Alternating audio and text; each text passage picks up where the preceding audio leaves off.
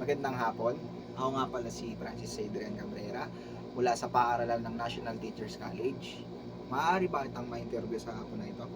Yes.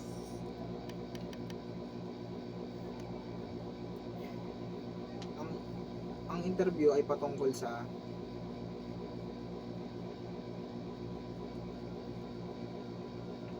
pagsasagawa ng semi-structured video interview na ang tuon ay pagbatid, pagkilala, hingil sa relihiyon ng individual.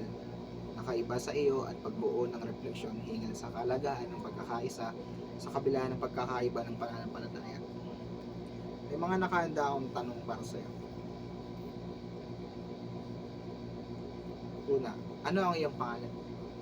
Ako si Kayla. Ano ang iyong relihiyon?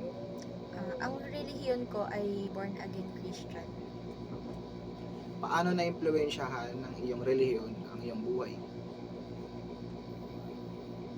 Nai-influensyahan ng religion ko yung buhay ko kasi yung religion ko ever since na bata pa ako, naka-help siya sa akin pagdating sa paghuhubog sa akin sa relationship na meron ako kay Lord hanggang ngayong paglaki ko. So, yun yung naging influence ng religion ko since then. Ano ang mas importante sa iyo?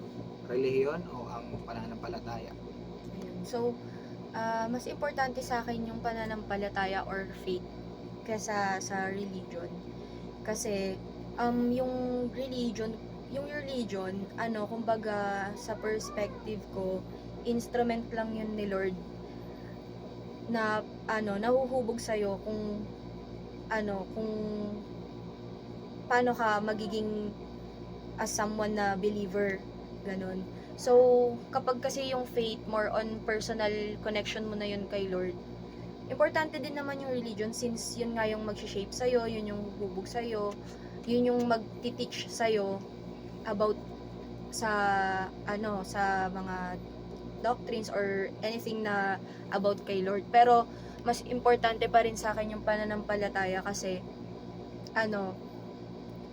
kumbaga hindi ako siguro naniniwala kay Lord ngayon kung hindi yun yung mas importante sa akin since meron na akong naging mga minimal issues lang regarding about sa religion ko. So, kung mas importante siguro sa akin yung religion ko, hindi ako mas magiging wiser ngayon kung hindi ganun ka-strong yung connection na meron ako or faith ako kay Lord. Ayun. Kaya mas importante sa akin yung pananampalataya kaysa sa religion. Okay. Maraming salamat sa iyong pagpapaunlak ng interview. Salamat.